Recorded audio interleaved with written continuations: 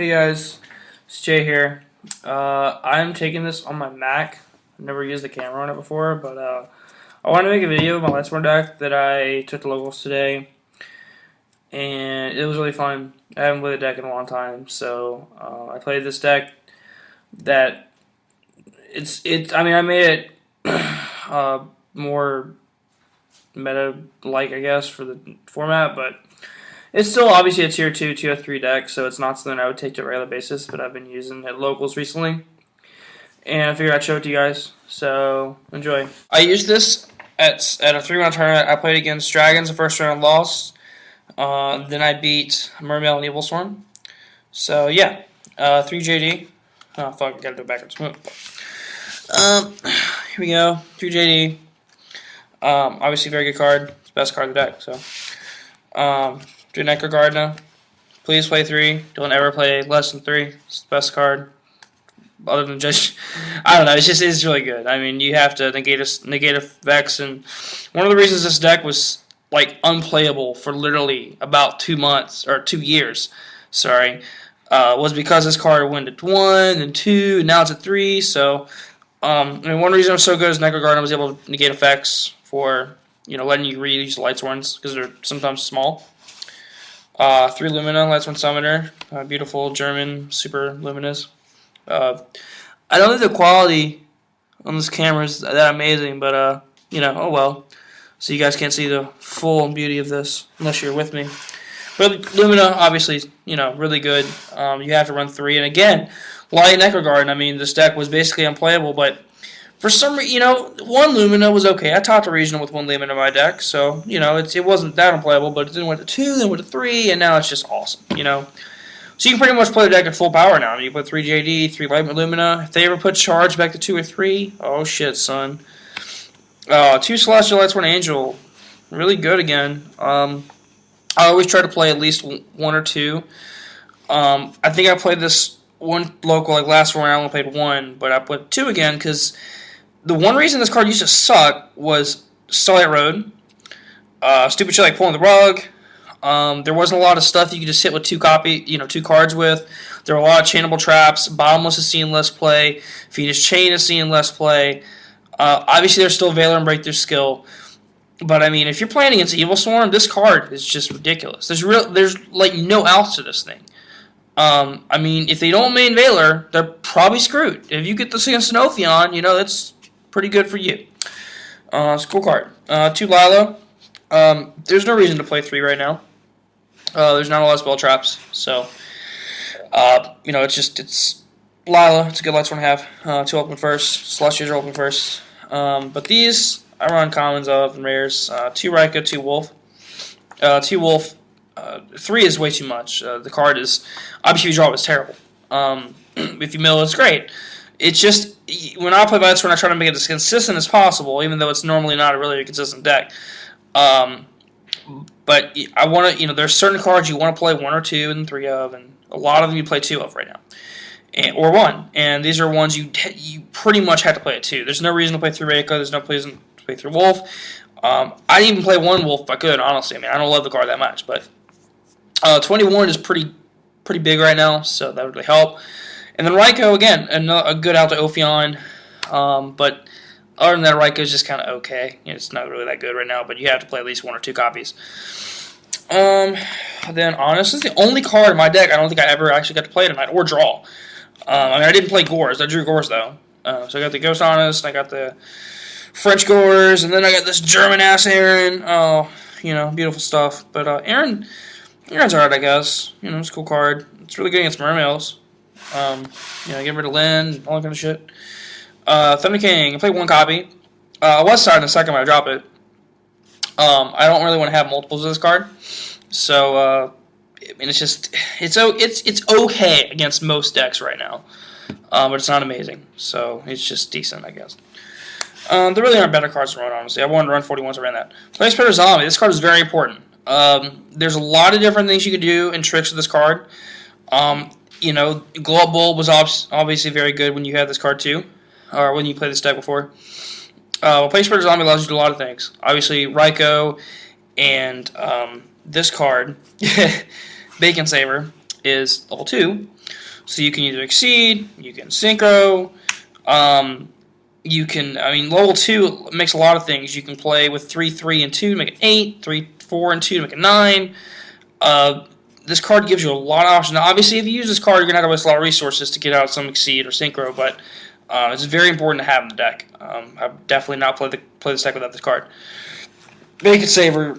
I wouldn't say it's staple. I feel like it is in my build, but it's not. All this card does is that it's another Necker card. That's all it is. The difference is, obviously, it's level 2. It has 100 more attack. Oh, what to do?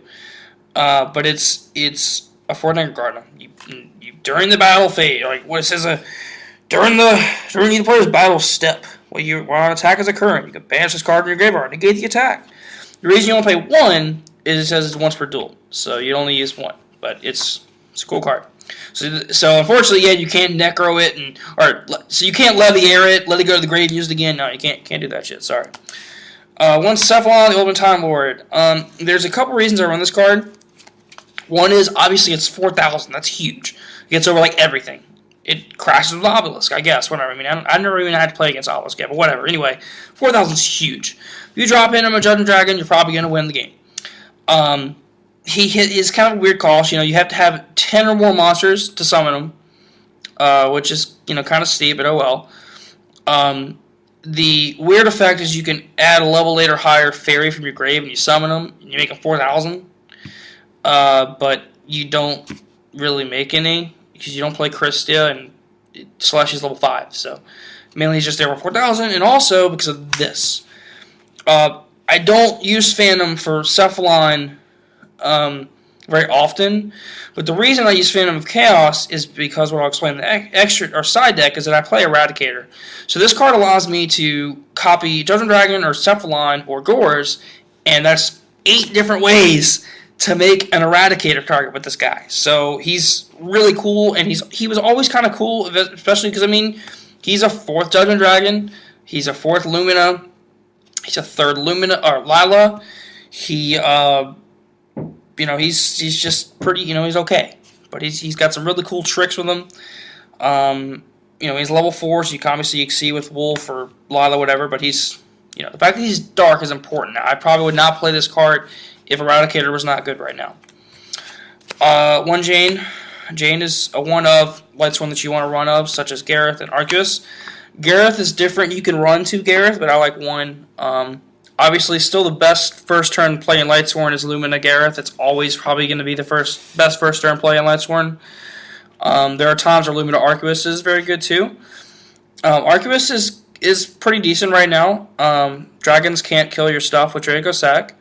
They can't target your stuff with Big Eye when it's on the board. And you can't... there's one other thing, but I can't think of it right now. And then infantry. Infantry can't kill your Lightsworns from Mermail. So there's a lot of different things this card can stop right now. But obviously it's 1,218 defense. 18 defense is pretty decent, but these are just one-ofs. You never really want to run more than 1. There were formats where Arceus was obviously better too, such as the Monarch format. Gareth was at 2 when the deck first came out. And if you played Reinforcing the Army, you could play a second copy of him, so you could search Gareth, Jane, and Aaron, but whatever. Then the spell. There's 28 monsters. A lot of monsters, I know. 3 Soul Recharge. Obviously, really good spell. If you open him and him, you're probably going to win the game. Woo! Charge Light Brigade. One of my favorite spells of all time. I love this card. Dark Hole. Foolish Burial. Heavy Storm. Pot of Avarice. And Monster Reborn finishes the spells. 3 of these are obvious staples. The other 2, Foolish and Pot of Avarice. Pot of Avarice I run 28 monsters. There's plenty of stuff for me in Avarice. It does not conflict with Judgment Dragon. I can drop JD and play Pot of Avarice afterwards. Avarice gives me, it obviously gives me a great +1, +2 at the time. Foolish Burial was here too because you can send a Necro, you can send a Bacon Saber, you can send Plague, you can send Wolf for Celestia play, or just Wolf in general. I don't really like doing that, but usually just for Celestia play. And you can also send a 4th Lightsworn or Gareth for Lumina. There's just so many different things you can Foolish, but I usually do sub that out because it's really only good game 1 of 3. Going inside, I don't know. It's a card where it's easy for me to side out, but it's good too. So that's like 9 spells, and then 4 traps, 2 Beckoning Light, and 2 Breakthrough Skill, 2 Beckoning Light. Breakthrough Skill is very good in this deck. I honestly think if there's any deck where Breakthrough Skill is amazing, it's this one, because you can just not even have to use the first effect, and you can use the second because you're just going to mill the damn thing. But actually, Breakthrough Skill is a very good card right now. Beckoning Light is always going to be a good card in Lightsworn. There's some formats where it's better than others. This one, it's okay. Nowadays when you put Lightsworn, you want to try to win, obviously, with Judgment Dragon at all costs. So having ways to recycle your Judgment Dragons is very important. Also ways to get, you'll still draw Lightsworn hands. Even if you play a consistent build like this, you're going to draw Lightsworn hands. With Wolf, Necro, Dead Celestial, you're going to have that shit. But with Beckoning, you can get rid of Dead Wolves, Dead Necros, Dead Bacon Sabers, as long as you're milling stuff, and as long as you're not dead by turn 2. So, Beckoning Light's still a very important card to have. So that's 4 traps and then 41 in the main deck. Then the extra deck. Cool stuff in here. Diamond Dire Wolf. It's very good in this deck. You can target Raikou. You can target Arceus. You can target Wolf. That's at least 3 right away where you can just never have to use Diamond Dire on himself. So that's awesome. Wind Up Zenmaines. Very good. Still, great card to have. I do run Lumina. That's pretty, Lumina Argus too. But you don't really want to Zenmaines that much in this deck, but it's still good to have. Heliopolis. This is very important. There are times where you still will possibly deck out, so if you want to go JG into JD to make Heliopolis, that's great, so you don't die. That's really cool. I would never go JD into Heliopolis to do damage, because that'd be stupid. He's mainly just there to make sure you don't deck out, but there are times you'll make him just for the hell of it and win. I don't know. But he's really important. Degesta Phoenix, I'm probably going to put a Starliage Paladamo. I butchered that terribly. The 2000 guy where you detach 2 materials and you negate something and make it 0, I'm going to put one of those in over this card. This card's okay for now. I was playing Digesto Emerald over this in the tournament, but that card really doesn't do anything for me because I already play Avarice and I don't need a Pseudo Avarice in this deck. So Digesto Phoenix is fine. But it's 3000, cool. Than JD. There's many ways to make it. Leviair, very important. To recycle Necrogardenas, to recycle Plague, to recycle pretty much anything that gets removed. And also stealing your opponent's stuff sometimes is cool and make another exceed. But Leviair is still a good card. Flagship of Corn. This deck does have problems with the stallers like Maestro, Zenmaines, and Gachi, and Slagger Magician. So you want to play one of him. He's Ultra Bird damage. Abyss Dweller, Mermails, and it's kind of a tough matchup in a way. So you definitely want to have ways against Mermails and ways against. This card's okay against dragons, I guess. If they don't have them in their hand, but they're a Super Rejuve +4, and this card's kind of worthless. But it's mainly just for Mermails and Dark World, and needs to be there. Maestro, again, you want to play the stallers in this, Maestro and Gachi, and Zenmaines, because, there's going to be times you're going to have to protect yourself. And also, if you're doing Maestro with maybe like Jane and Lila, I don't fucking know, just make sure you don't mill out. Just being able to exceed. Exceeding is very important in this deck, and so is Synchroing, which is also very important in this deck more than other decks nowadays, because this deck was around when Synchros were really important. Mistworm is very good in this deck. There's many ways to make it, and there's a lot of cards that can hit right now, so Mistworm is really cool. Catastor, it's obviously still very good, and there's many ways to make it. Black Rose Dragon, many ways to make it. Tempest Magician, this only one way to make it is Plague and one way, Plague and Lila, but I don't play Cowboy, and this is obviously a better version of Cowboy for this deck because you can do more than just 800. You summon him, you get a counter, and then you can discard cards to add more counters. And then you can move those counters, and each one you remove is 500. So let's say you summon them, discard 2, that's 15 damage. That's pretty decent, late game. So this card is kind of cool. Army Arm, very easy to make, very fun to have.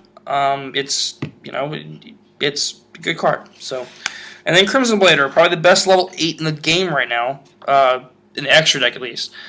I mean, it's very good against pretty much every deck in the meta. I mean, especially Dragons and, I guess Prophecy. There are some decks where it's obviously not very good, but it really, I mean, if you ever play the Mirror Match, sure, that is good against the Mirror Match too, but just weird stuff. I mean, people play Chaos Dragons and weird shit like that, but this is a really good card right now. So that's the extra, and the side deck, I really like the side deck. It's really fun. A lot of cards in there I probably could never play in any other deck. And there's the couple cards where I wouldn't, I mean, I don't know, it's not like complete, I guess, but I mean, it's cool. 2 Chaos Hunter. I cannot play Macro. I cannot play Imperial Iron Wall.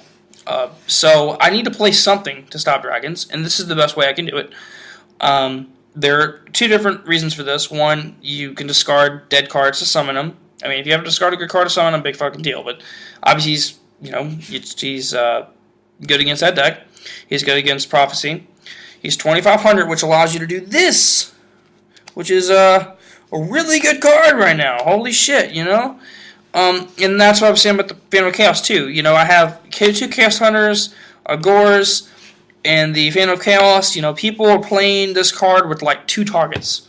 So I'll play 4, I feel that, there's only one matchup this card is important against right now. Maybe 2, I guess if you count Dark World. But, if there's ways, I'm going to side Chaos Hunter at times and not play Eradicator. Like, when I side this against Dragons, I'm not going to put it in Eradicator. But, I want to have multiple ways to summon Eradicator, or, sorry, activate Eradicator. And this is the best way to do that, and this is the best card I could play to stop Dragons in the side deck, because I can't play Iron Wall or Macro. That's Chaos Hunter. And then 3 MST. I might go back down to 2. I might play a couple. There's one random card here. I'm playing 3 MSTs and a Stygian Dirge. I might drop the MST and the Dirge for 2 better cards at some point. I haven't decided yet, but I like this for now because I can't think of better cards to run. The third MST is really not that necessary because, again, there's not a lot of spell trap removal. But Stygian Dirge is a weird card. If you don't know what it does, it says you reduce the levels of all face-up monsters your opponent controls by 1. So if you've played this against dragons, then they're kind of fucked if they don't run Exabeetle or Photon Strike Bouncer, which some people might if they worry about this card. I mean, who the hell is going to play this damn really card? I mean, really? This card is not that good, but it's kind of annoying. It's good against Evilswarm. It's good against, well, no, I wouldn't say it's good against Constors. Never mind. It's certainly good against Mermails.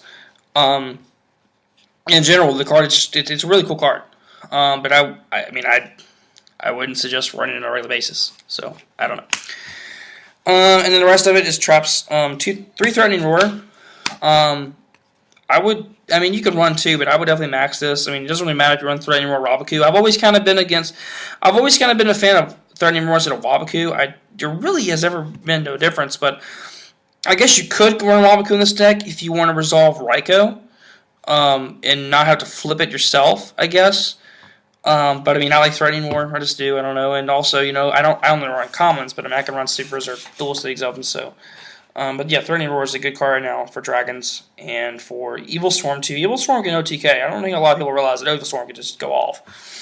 2 Swords of Tribute. I'd main these if I could. I think this card is one of the best cards in the game right now, because it just punishes so many things. And there's just, it's not amazing against Evilswarm because of Pandemic, but against dragons and against Prophecy and against other rogue decks, it's just a really good card. Oh shit, hold on. Fuck that. And then 2 Mind Crush. I think this is a good card to run in this deck because, Mind Crush is a good card right now in general. You can fuck up on purpose to put a dead card in your hand, but if you're ever to do that, you're probably going to lose. So yeah, Mind Crush is really good. So, but, that's the deck. I guess my explanations on Mind Crush are kind of weird, but whatever. It's a fun deck. I've always really liked Lightsworn, and I would definitely run it on a regular basis just for the fun of it. I wouldn't take it to a regional or a YCS or a nationals, but I just kind of wanted to show the deck and show how fun it is. You know, and also I have a very expensive Lightsworn deck, and I wanted to show off with that. So, you know, that's the deck, and see you guys later.